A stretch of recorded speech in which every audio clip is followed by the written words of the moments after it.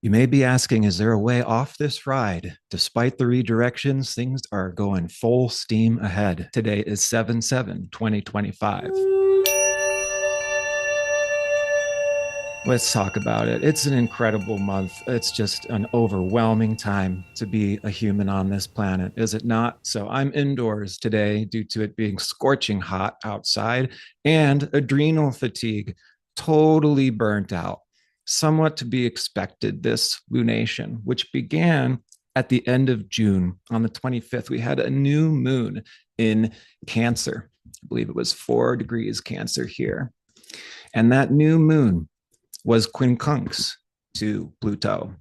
And this is one of our signatures here that this forthcoming lunation is therefore going to have this feeling that something is off, something is not quite right. We may not be feeling that emotional security that we are attempting to bring in via this last new moon in Cancer.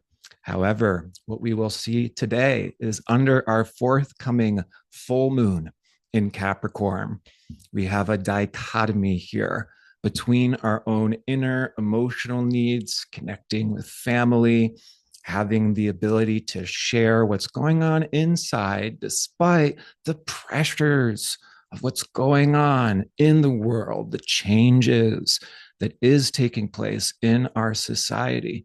So this moon will be ruled by Saturn, now in Aries, and Saturn is stationing retrograde July 17th to 18th, exactly on Neptune. Now, this heralds here some reset, as well as a changing of directions taking place mid-July. And Saturn in Aries here has to do with what it is we're standing up for, what it is that we're fighting for. It also has everything fundamentally to do with anger. And we can be feeling some of this in the forthcoming days. So let's begin with where we are now. 7th, 8th, we've got moon in Sagittarius. Then the moon goes into Capricorn, morning of the 9th, Eastern time. We've got a full moon here, which we'll talk about aligns with the nodes of Pluto. Okay, so that's going to be very significant. Why? Because the nodes of Pluto has to do with the entire species evolution. So what does the full moon aligned with the nodes of Pluto means? We're illuminating the collective unconscious, where it is that we are coming from, being illuminated by this moon and full moon in Capricorn that's conjoined south node of Pluto, south node of Capricorn, what's familiar, what we're used to. And what is it that's familiar? What is it that we're used to? It is the military style prison society that we have been constructing pretty much since the dawn of civilization, pretty much since the Iron Age. There has been the development of different cultures and different climates, forming these different structures. And this is sort of the beginning of the family name, the family crest. And this is, again, going to start to bring up some of what we're taking a look at this month involving our emotional needs. Are we really safe and supported in our initial or original family? Are we connecting and sharing empathically with emotionally intelligent people? Or is this something that we have been barred from? As this full moon can certainly lead us into some reflection on the past. What this also brings up is the dichotomy between inner and outer needs. It's like we've got to slow down and digest emotionally what is an emotional overwhelm, as well as there being this additional demand, this additional pressure that we've got to do so much. This is why this month is just, it could be absolutely exhausting. I'd be surprised if some of you are not right with me in the adrenal fatigue that can be coming out of hypervigilance, right? So this is actually taking us back to childhoods, which is where for basically all of us, our first experiences of trauma took place. And those prior traumas shaped us into being who we are. So we're reviewing all of this, Cancer, our history, our past, and what has formed the egoic identity that we're bringing into this life. Now, I am going to give a personal example. July 4th is when Venus conjoined Uranus, the last moments of Taurus. This is when a bill was passed here in the States. And I phoned my grandfather out of concern because he was a Holocaust survivor. And he shared his concern with me. Yeah, this is intense. And I'll see you at the family gathering next weekend. I'm like, what? The family gathering? And my own nuclear family uninvited me from the extended family gathering, knowing that I'm in one of my worst mental places, that I am struggling, that I'm isolated. They uninvite me from being around my extended family. Now, that's no coincidence because the last new moon was also joined by asteroid Lucifer. And for those of you who are really, really deep divers, I do recommend researching this guy here. We're going to talk about Lucifer today, but the absolute depth of the relationship between good and evil is within this archetype. So it's a very powerful placement in all of our charts. And we just saw transiting Lucifer change signs in recent days. That Lucifer was in Cancer for what seemed like forever and just entered into Leo on July 3rd, 4th. So again, there's this July 4th shift, because we've also got Uranus just a couple days later going into Gemini. So there's a shift going on at the start of July. And are things going to slow down with Uranus going into Gemini? My goodness, they are not. This is the specific transit that at the beginning of the year, I said this is the rocket ship beginning to lift off. Okay. Where this rocket ship is going, we don't know. It's going to penetrate new dimensional barriers, introducing a new reality, right? So, I mean, it's like full speed ahead, death and rebirth, reflecting on traumas, reflecting on the whole human condition, the whole human story. This full moon does strike this chord for this reviewing. So Lucifer and Leo also can get very big. It can get very full of this charge of, I am here to be myself and I am a God in and of myself. And we can create what we need to from here on out. It can be very big, very powerful, very overwhelming. And then the start of October later on this year is when Lucifer is going to go into Virgo. And the reason I'm bringing this up is, again, this is a specific archetype. I don't always bring him up, but this depicts a falling. Like Lucifer and Leo can get very, very blown up and excited. And then going into Virgo fall time this year, we suddenly start to feel bad about what it is that came out the wrong way, or we got ahead of ourselves, or we got too big for our own britches. The reason I'm bringing this up is the planetary nodes of the asteroid Lucifer are only ever in the Leo-Virgo polarity, and that's symbolic as well. So if you go to rossalilahealing.com, where you can also get a birth chart reading from me, /store, I have a workshop on the Leo-Virgo cusp as well as Lucifer, and that's going to be some relevant stuff here in the near future. Now, what this can be bringing up, all the above: reflection on the past, striking the chord of trauma, hypervigilance.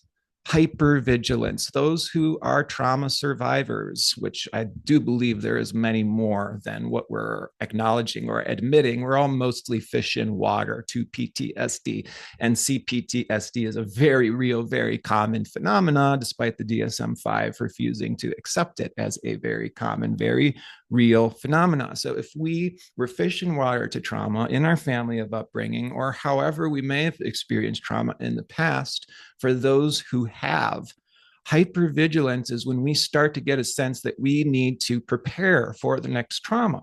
Something's off, something's not right. So people who have experienced PTSD, this is a very natural phenomenon right now to be on this hypervigilance. It's like we've got to watch the news all the time, right? We got to be careful for the next thing that happens, And, this is part an anxiety. So we want to be alchemically transforming that into excitement. So we don't have to bear what on our shoulders can just be this reliving and repeating. And then what is it that we sign up for again and again and again? This is going to illuminate some of our deeper history, and in a rather important way, again, because our traumas is what shapes us into being specifically who we are in regards to our psychology, in regards to what's going on the inside, cancer. But do we have the safety? Do we have the security? Do we have the family through which we can be open and vulnerable? I'll let you know, not all of us. There's a reason why I was uninvited this year. Might have something to do with that honesty and openness.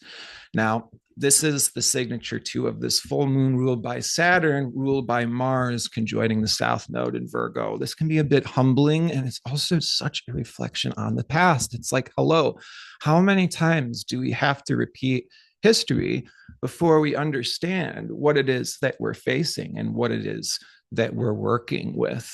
So this brings us very deep into this review.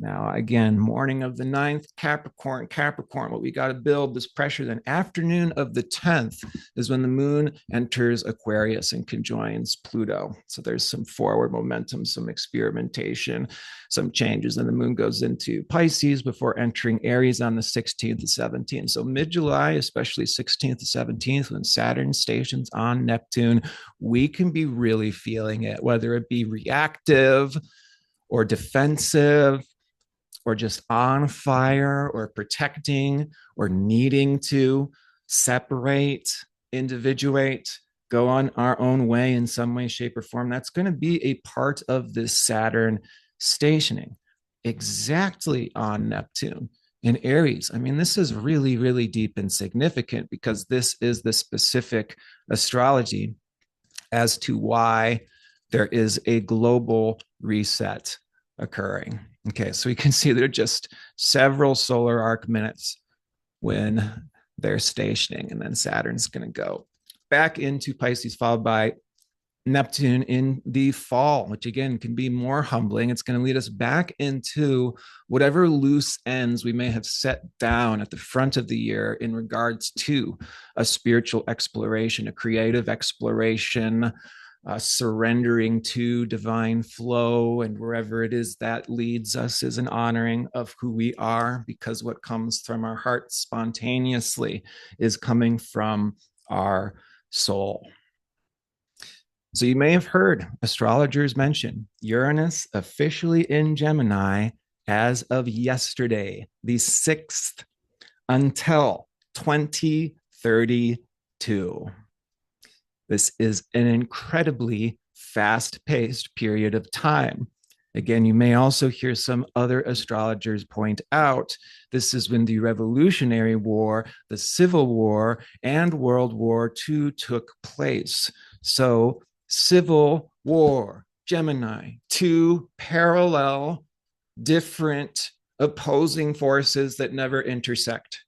That's the reality of Gemini. It's like light switch on, light switch off. Okay, so this is going to be a rather important signature here because this type of divisionism is occurring. The shakedown happening on planet Earth is, again, not just physical, it's emotional, particularly this month of July. So this can also be dividing families. It's not just what we voted for, it's what we're aware of, what's going on in the world and what we should do, or rather what we should not do, and where we should trust, what we should let go of. There's no easy answer to this. This is going to be a part of our own exploration, but the point being, divisionism, Gemini, different minds, different satellites. We're going to see this phenomena where it's like how Andy Warhol said, every person will get their 5 minutes of fame. That can be a part of this Uranus and Gemini. Certainly what it will introduce is a massive slingshot of technological innovation and progress. So fast-paced and so intense, the whole world can change many times over in the next several months. That is the potency of Uranus trine to Pluto. And the last time Uranus conjoined Pluto was in the sign of Virgo in the mid-60s. So this Uranus-Pluto trine can also be looking back to that seed that was sown in the mid-60s. Where was their divisionism then? This is also when Black race is liberating themselves, right? So it does bring up this theme here of oppression, Capricorn versus safety, Cancer. And who's got it, who holds it, who can hold space versus who's going to be on autopilot. We can already sense that. Why? Because Pluto's entrance into Aquarius was a predictably intense period where there can be lots of traumas occurring this next couple of decades. It's not going to be until 2043 that Pluto goes into Pisces, of which we can expect global natural phenomena to be really, really increasing and spiraling up. So, I mean, some of this apocalyptic feeling that I'm hearing people talk about, that's not necessarily totally inaccurate. These are Pluto's cycles. These are going to be such fast paced times. We kind of can reflect at this point in time and be just like, how many times has humanity reset themselves? How many times has our species gotten to the point of extremely advanced technology and then immediately eradicates themselves, right? It's like this period collectively is a choice. It's a collective choice. We're not making it on the individual level. We're choosing on the collective level how we're going to use and harness this, what feels like a huge wind filling the boat's sail, you know? So it's like, we're going to shoot this rocket off. Are we going to do it progressively? Are we going to do it regressively? And that's what we're evaluating right now. What is real progress? What is going backwards? Well, I think what's obviously going backwards is into oppression, Capricorn, being limited, being forced into a bureaucracy where now you've got to be a cog in a machine. This, if anything, is the shadow of Capricorn into Aquarius.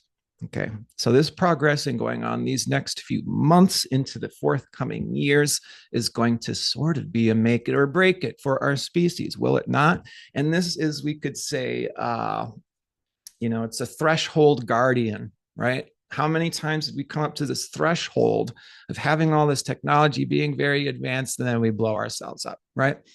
Or are we going to make it through this threshold, in which case our planet is going to very quickly spring and evolve and unfold into a completely different reality that will be absolutely unlike anything we've ever experienced up until this point before.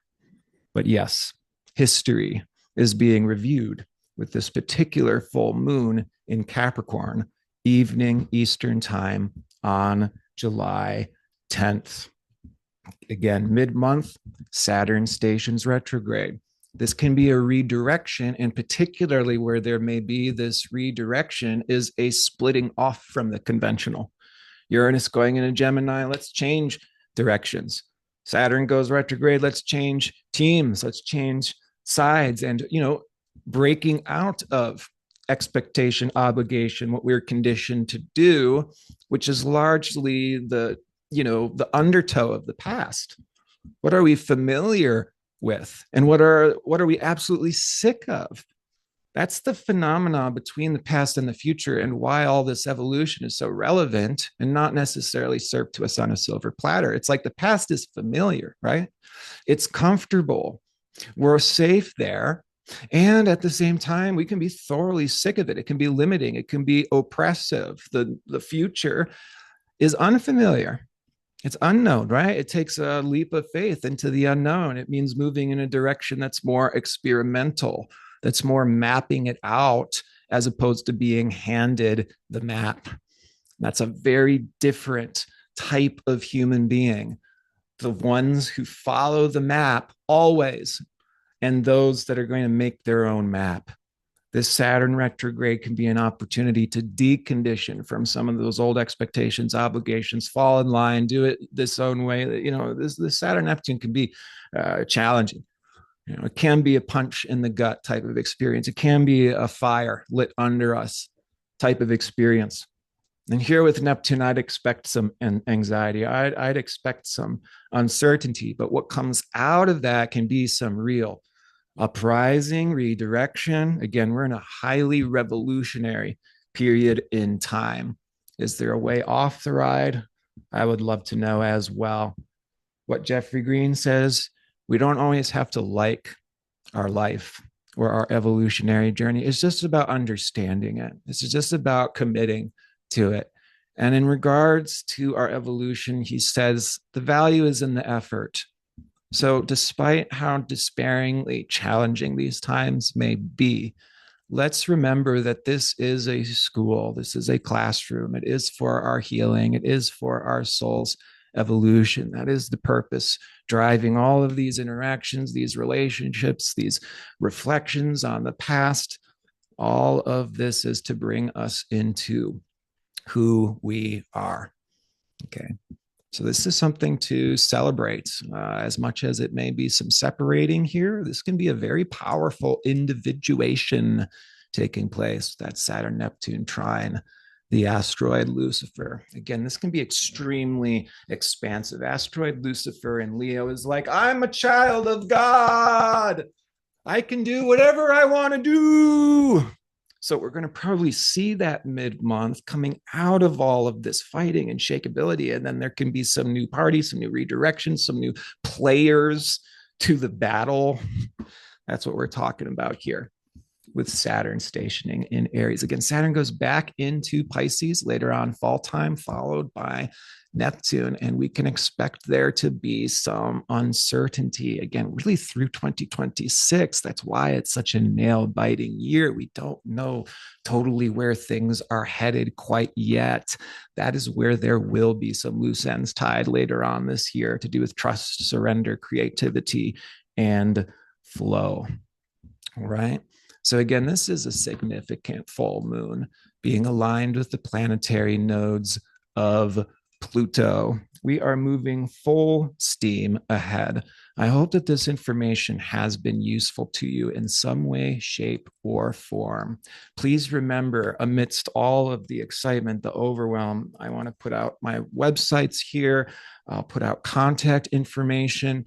There's so many doors opening and closing. It's extremely, shaky here. So I want to make sure that we can continue to be in contact. Uranus in Gemini joined with Venus. Let's see how long Venus is in Gemini, because this is a bit of working the telephone operator god of networking. So telephone operator gods like this dimension with this dimension with this dimension, right?